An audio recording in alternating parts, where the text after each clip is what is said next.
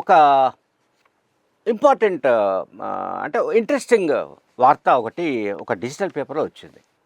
ఒక ఇంట్రెస్టింగ్ వార్త. ఆ వార్త ఏంటంటే, ఈ కేసీఆర్ మాకొద్దు, ఎన్నికలు ఎప్పుడొస్తే అప్పుడే రంగంలో దిగుతారా అంటూ ఒక డిజిటల్ పేపర్లో ఇది మనకు కనిపిస్తుంది. ఈ కేసీఆర్ మాకొద్దు, ఎన్నికలు వస్తేనే ఆ రంగంలో దిగుతారా అని క్వశ్చన్ మార్కుతో ఒక వార్తను వాళ్ళు ప్రచురించారు డిజిటల్ పేపర్లో. అందులో కథనం ఏంటంటే, ఎన్నికల నాటి వరకు కూడా ఆయన ఫామ్ హౌస్లోనే ఉండి ఎన్నికల సమయంలో మాత్రమే బయటకు వస్తారా, అంటే ప్రజల్ని కలుస్తారా, ఎన్నికలు వస్తేనే ప్రజలు గుర్తుకొస్తారా అనే ప్రశ్నలు వేశారు. సో బీఆర్ఎస్ అధినేత కేసీఆర్ రాజకీయం మాకు నచ్చడం లేదు అని ప్రజలు అనుకుంటున్నట్టుగా వాళ్ళు కథనాన్ని రచించారు. అలాగే తెలంగాణ గ్రామీణ ప్రాంతాల్లో దీనిపైన విస్తృతంగా చర్చ జరుగుతోంది. కేసీఆర్ ఫామ్ హౌస్లోనే ఎందుకుంటున్నాడు, ఆయన బయటకు ఎందుకు రావడం లేదు, ఆయనకు ఆరోగ్యం బాగలేదా, లేకుంటే ఆరోగ్యం బాగా ఉన్నప్పటికీ కూడా అధికారం ఉంటే తప్ప నేను బయటకు రాను అనే కాన్సెప్ట్తో ఉన్నాడా, ఏ కారణాలతో ఆయన బయటకు రావడం లేదు అనే అంశం పైన కూడా గ్రామీణ ప్రాంతాల్లో విస్తృతంగా చర్చ జరుగుతున్నట్టు ఈ పత్రిక ప్రచురించింది. దీంట్లో ఇంకొక ఇంపార్టెంట్ పాయింట్ కూడా వాళ్ళు మెన్షన్ చేశారు. అసెంబ్లీకి రాకుండా ఆయన ఈ ఫామ్ హౌస్లోనే ఎందుకు పరిమితం అయిపోతున్నాడు. అసెంబ్లీ సమావేశాలు జరుగుతున్నప్పుడు బహుశా నాకు తెలిసి 1-2 సార్లు తప్ప ఆయన అసెంబ్లీ సమావేశాలు రాదు, ఒక్కసారి అనుకుంటాను. సో అసెంబ్లీ సమావేశాలు మళ్ళీ త్వరలో జరగబోతున్నాయి. సో ఈ అసెంబ్లీ వర్షాకాల సమావేశాలకు కూడా ఆయన హాజరయ్యే అవకాశాలు లేవు ఇప్పటికైతే, ఈ రోజు వరకైతే మనకున్న సమాచారం ప్రకారం. సో అది కూడా వాళ్ళు మెన్షన్ చేశారు. అసెంబ్లీకి రాని వ్యక్తి ఎందుకు అసెంబ్లీకి రాకుండా ఆయన వ్యవసాయ క్షేత్రానికే పరిమితం అవుతున్నాడు, అంటే ప్రజాక్షేత్రం విడిచిపెట్టి వ్యవసాయ క్షేత్రానికే పరిమితం కావడం వలన లాభం ఏంటి అని కూడా వాళ్ళు ప్రశ్నించారు. అధికారం ఉన్నప్పుడు కూడా ఫామ్ హౌసే, అధికారం లేనప్పుడు కూడా ఫామ్ హౌసేనా అని వాళ్ళు ఆ పత్రిక ప్రశ్నించింది. మనందరికీ తెలుసు, అధికారంలో ఉన్నప్పుడు కూడా ఆయన సెక్రటరీకి రాలేదు, అట్లాగే ప్రగతి భవన్కే పరిమితం అయిపోయిన విషయం తెలుసు, ప్రగతి భవన్లోనే సమీక్షలు చేసిన విషయం తెలుసు, లేదా ఫామ్ హౌస్లోనే పరిమితమైన విషయం తెలుసు. ఇది అధికారం ఉన్నప్పుడు.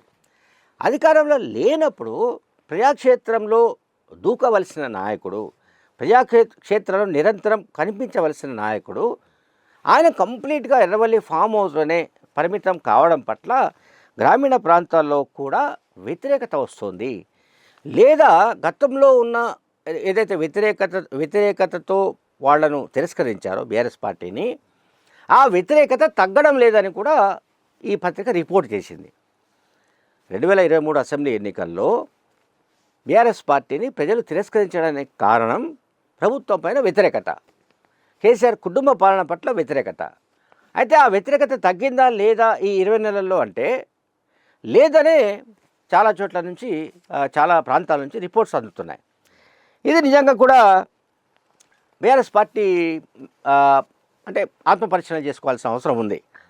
సరే, ఆత్మపరిశీలన అనేది బీఆర్ఎస్ పార్టీ రాజ్యాంగంలో లేదు, లేదంటే కేసీఆర్ స్కూల్ ఆఫ్ థాట్లో అసలే లేదు.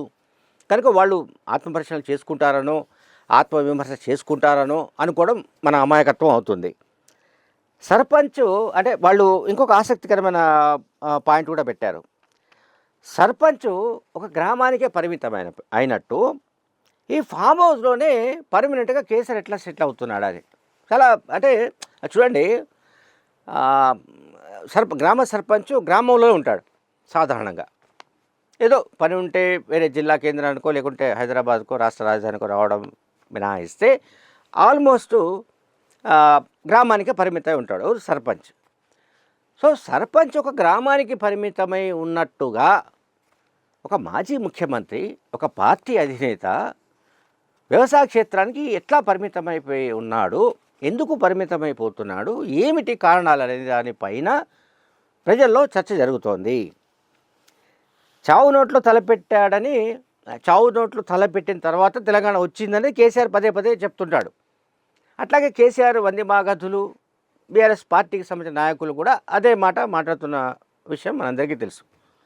ఇది కేసీఆర్ చావు నోట్లోకి వెళ్ళి మళ్ళీ వాపస్ వచ్చినందువల్ల తెలంగాణ రాష్ట్రం ఏర్పడింది, రైట్, ఓకే. కానీ ప్రజాక్షేత్రంలో ఉండలేని వ్యక్తిని ఒక జాతిపిత అని, మహనీయుడని, లేకుంటే మహానుభావుడని, లేకపోతే దేశోద్ధారకుడని ఇట్లా కీర్తిస్తూ ఆయనకు భజన కొడుతూ, ఆయనకు డప్పు కొడుతూ ఈ రకంగా వ్యవహరించడం అనేది ఆ పార్టీలో ఒక అలవాటుగా మారిపోయిందని కూడా ఈ పత్రిక విమర్శించింది. అంటే ఆ పార్టీలోని నాయకులు ఇట్లా బయట చర్చ జరుగుతోంది, ప్రజల్లో ఈ రకమైన ఒక డిస్కషన్ జరుగుతోంది, కేసీఆర్ ఎందుకు బయటకు రావడం లేదు, ప్రజల్లో ఎందుకు కలవడం లేదు, ప్రజలతో ఎందుకు మాట్లాడడం లేదు, కనీసం మీడియా ముందుకొచ్చి కూడా ఈ విషయాలన్నీ ఎందుకు మాట్లాడడం లేదు, అది కాళేశ్వరం కావచ్చు, మరొకటి కావచ్చు. ఈ మధ్యకాలంలో ఏవైతే పెద్ద ఎత్తున కేసులు కావచ్చు ముసురుకుంటున్నాయో, ఆ పార్టీ చుట్టుముట్టాయో, వాటి గురించి ఆయన ఒక మీడియా సమావేశం పెట్టి కూడా మాట్లాడవచ్చు. కానీ అది కూడా కేసీఆర్ చేయడం లేదు. దాన్ని కూడా తప్పుపడుతూ ఈ పత్రిక డిజిటల్ పేపర్ ఇదంతా రాసింది. అంటే కేసీఆర్ గురించి ఆయనను విమర్శించే ధైర్యం ఆ పార్టీలో ఎవరికి లేదు, లేదా ఆయనకు ఇటువంటి చర్చ జరుగుతోందని తెలియజేసే ధైర్యం, సాహసం కూడా ఆ పార్టీలో ఎవరు చేయలేరు, సాధ్యం కాదు. అందువల్ల ఈ పత్రిక ఏం చెప్తుందంటే, తెలంగాణ ప్రజలు ఇటువంటి వ్యక్తిని ప్రజానాయకుడని ఎట్లా భావిస్తారు? ప్రజానాయకుడు అంటే ఎప్పుడూ ప్రజల్లో ఉండాలి. సో ఎప్పుడు ప్రజల్లో లేని వ్యక్తిని ప్రజానాయకుడని ఈ భజన మండలి ఎందుకు డప్పు కొడుతోంది అని కూడా ఆ పత్రిక ప్రశ్నించింది. అలాగే ఫామ్ హౌస్లో, ఇది ఎర్రవల్లి ఫామ్ హౌస్లో తరచూ కొంతమంది పార్టీ నాయకులను పిలిపించుకోవడం, వాళ్ళతో డిస్కస్ చేయడం, వాళ్ళతో మాట్లాడడం, వాటికి సంబంధించి కొన్ని లీకులు పత్రికలకు ఇవ్వడం, ఇవన్నీ మనం చూస్తున్నాం. సో దాన్ని కూడా ఈ పేపర్ దాన్ని ప్రస్తావిస్తూ ఎన్నికల సమయంలో మాత్రమే వస్తూ బయటకు రావడానికి సంబంధించి కానీ, అట్లాగే ప్రధాన ప్రతిపక్ష నాయకుడైన వ్యక్తి ఎప్పటికప్పుడు ప్రభుత్వాన్ని చీల్చి చెండాడవలసిన బాధ్యతను నుంచి తప్పించుకొని కంప్లీట్గా ఫామ్ హౌస్లోనే ఉండిపోవడం పట్ల ప్రజల్లో వ్యతిరేకత బలంగా ఉంది అని ఆ పత్రిక నిర్ధారించింది. కనుక ఇప్పటికైనా సరే, గతంలో 14 ఏళ్ల పాటు ఉద్యమాలు నడిపినట్టుగా చెప్పుకున్న కేసీఆర్, ఆయనకి ఇప్పుడు ఏమైంది? ఇప్పుడు కూడా మరి రేవంత్ రెడ్డి ప్రభుత్వానికి వ్యతిరేకంగా, లేదా కాంగ్రెస్ ప్రభుత్వానికి వ్యతిరేకంగా ఉద్యమాన్ని నిర్వహించవలసిన బాధ్యత, ఉద్యమాలు నడిపించవలసిన బాధ్యత, ఉద్యమాలను పర్యవేక్షించాల్సిన బాధ్యత, ఇదంతా కేసీఆర్ పైనే ఉంది. అటువంటి కేసీఆర్ ఎందుకు ఎర్రవల్లి ఫామ్ హౌస్లోనే పరిమితమైపోతున్నాడు, ఎందుకు అక్కడే ఉండిపోతున్నాడు అనే దానిపైన చాలా డీటెయిల్డ్గా ఈ డిజిటల్ పేపర్ మొత్తం మీద అంటే ఉతికి ఆరేసింది. స్ట్రేట్గా చెప్పాలంటే ఈ పత్రిక కేసీఆర్ మాకొద్దు అని ప్రజల్లో మాట్లాడుకుంటున్నట్టుగా పత్రిక రాసింది. Thank you very much.